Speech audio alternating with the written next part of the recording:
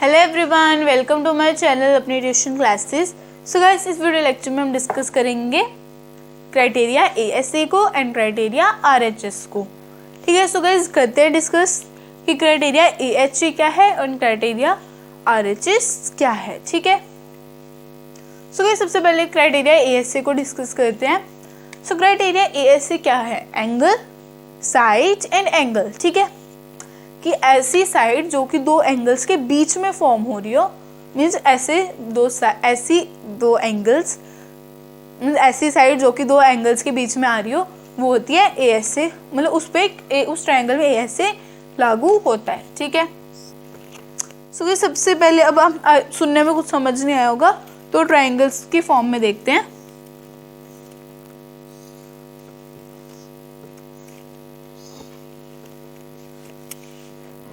ऐसा लग रहा है समोसा बना ट्रायंगल की जगह पे। तो कोई बात नहीं, हम इसको थोड़ा सा फिक्स करते हैं।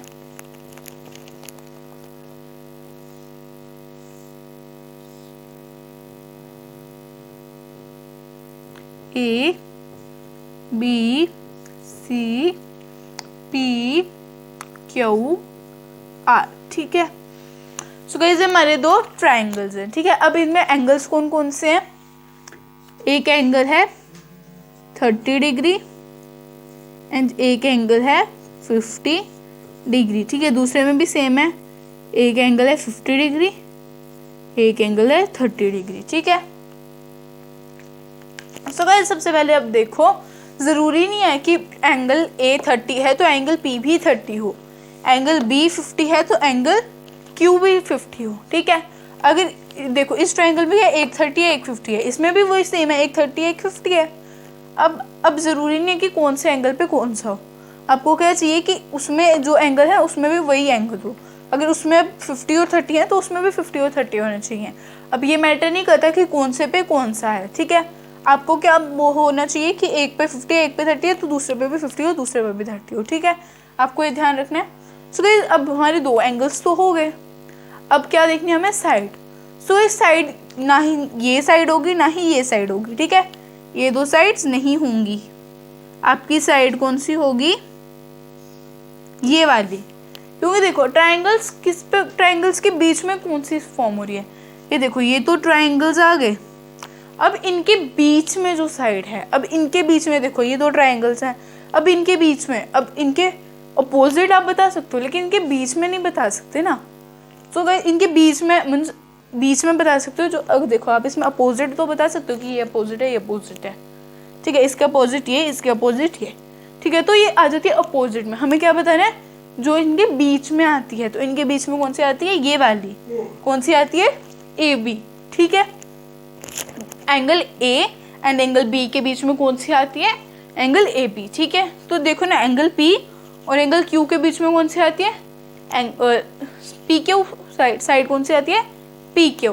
ठीक है, तो देखो जब एंगल देखो इधर भी 30 है इधर भी 50, इधर भी 30 है इधर भी 30 है, इधर भी 50 है इधर भी 50 है।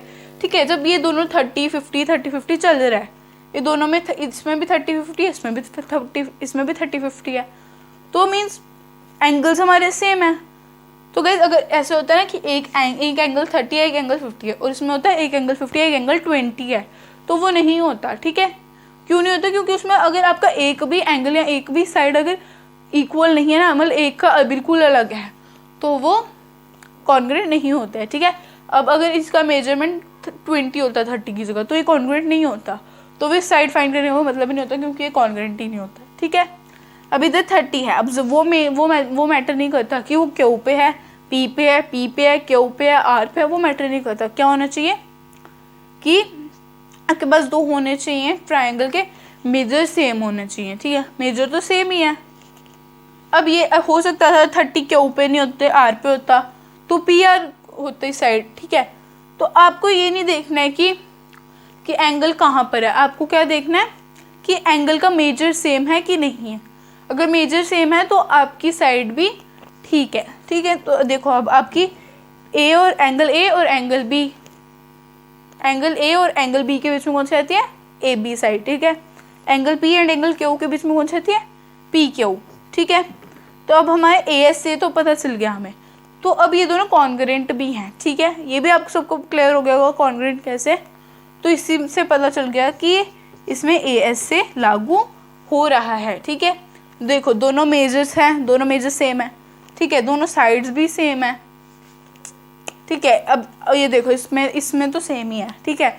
इसमें से मेजर्स अलग है, मेजर अलग इन द सेंस कि इसमें तो 30 है, इसमें भी 30 है, इसमें 50 उसमें भी 50 है, बस इसकी जगह अलग है। जगह से कुछ मैटर नहीं करता कि कौन सी जगह पे है, क्या मैटर करता है, मेजर सेम होना चाहिए, ठीक है। इसमें तो मेजर थोड़ा सा अलग है, मेजर बाकी का मेजर इसमें सिर्फ जगह अलग है मेजर की, मेजर तो सेम है, ठीक है। तो मेजर सेम है, आप देख सकते हो ये AB किसके कॉन्ग्रेंट है, PQ के, ठीक है। तो मीन्स ये जो हमारा पूरा ट्रायंगल है ना कॉन्ग्रेंट ही है, क्योंकि एंगल्स का मेजर सेम है, साइड सेम है, तो वो कॉन्ग्रेंट होगा, मीन्स AS से क्राइटेरिया लागू हो रहा है। तो जिसको स्क्रीनशॉट लेना है वो ले सकता है अभी, ठीक है।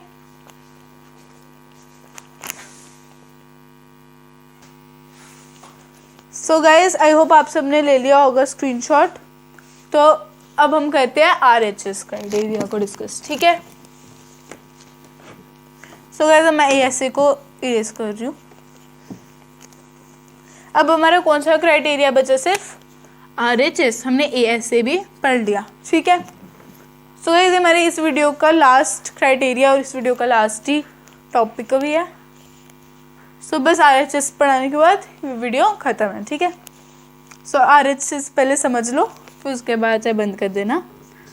सो गाइस RHS का मीनिंग क्या होता है, right angle, hypotenuse and side, ठीक है। राइट एंगल, हाइपोटेन्यूज, साइड, ठीक है। इतना मीनिंग तो आपको पता चल गया RHS का। अब देखो RHS कैसे लागू होता है। देखो राइट एंगल है, मीन्स वो राइट एंगल एंड हाइपोटेन्यूज है, तो मीन्स वो राइट एंगल ट्रायंगल पर ही होता है लागू, ठीक है, और किसी ट्रायंगल पे वो लागू नहीं होता है। अब आपका आ जाता है ABCPQR,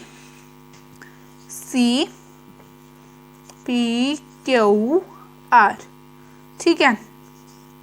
आपको AC दिया 8 सेंटीमीटर एंड PR भी दिया 8 सेंटीमीटर, ठीक है। AB दिया 3 सेंटीमीटर एंड PQ भी दिया 3 सेंटीमीटर और ये दिया राइट एंगल, ठीक है। सो जैसे हम हर में कर रहे थे कि मेजरमेंट्स का जगह ज़रूरी होती है, गाइज इसमें मेजरमेंट्स की जगह सबसे ज़्यादा ज़रूरी होती है। क्यों, देखो अब H है, वो हाइपोटेन्यूज है, तो मीन्स हाइपोटेन्यूज के इक्वल ही होगा, राइट एंगल के इक्वल होगा, साइड के इक्वल होगी। ये नहीं कर सकते ना कि अब एक हाइपोटेन्यूज 8 सेंटीमीटर है, दूसरा 3 सेंटीमीटर हो, वो चीज़ नहीं हो सकती, क्योंकि हाइपोटेन्यूज इसमें हमें क्या करना है, राइट एंगल होना चाहिए, हाइपोटेन्यूज इक्वल होनी चाहिए, साइड इक्वल होनी चाहिए, हमें वो चीज़ देखनी है। अब गाइस ये देखो आपका AC 8 सेंटीमीटर है, तो इसका ABC का हाइपोटेन्यूज क्या है, AC, तो वो क्या है 8 सेंटीमीटर, ठीक है। दूसरा ट्रायंगल क्या है आपके पास, PQR, तो इसका हाइपोटेन्यूज क्या है PR और इसका मेजरमेंट क्या है 8 सेंटीमीटर। तो आप देख सकते हो AC का 8 सेंटीमीटर है एंड PR का भी 8 सेंटीमीटर है, ठीक है। तो जब दोनों का 8 सेंटीमीटर है मीन्स हमारा हाइपोटेन्यूज इक्वल है, ठीक है। हमारा हाइपोटेन्यूज हो गया हमारा, अगर हाइपोटेन्यूज है तो मीन्स राइट एंगल में ही हम RHS लगा सकते हैं, मीन्स हमारा राइट एंगल तो है ही, ठीक है। राइट एंगल पे अब हमारा S, अब S ना सिर्फ अगर आप एक ही साइड देखो ना तो भी RHS इक्वल होगा, ठीक है। RHS में क्योंकि सिर्फ एक ही साइड बोली होती है, तो अब देख सकते हो AB है वो 3 सेंटीमीटर है एंड PQ भी 3 सेंटीमीटर है, ठीक है। तो जब AB एंड PQ सेम है तो मीन्स S भी लागू हो गया, मीन्स पूरा RHS लागू हो गया। राइट एंगल है, हाइपोटेन्यूज सेम है, लेग सेम है, तो मीन्स ये लागू कर रहा है, मीन्स RHS इस ट्रायंगल्स पे लागू हो रहा है। सो गाइज आई होप आपको समझ आया होगा। गाइज अगर कोई भी क्वेरी है तो कमेंट सेक्शन में पूछ लेना एंड गाइज पहले आप स्क्रीनशॉट ले लो, फिर से मिलते हैं।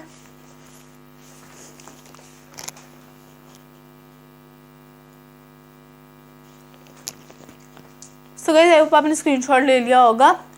और guys I will meet in my next video, till then take care, stay home, stay safe, bye guys.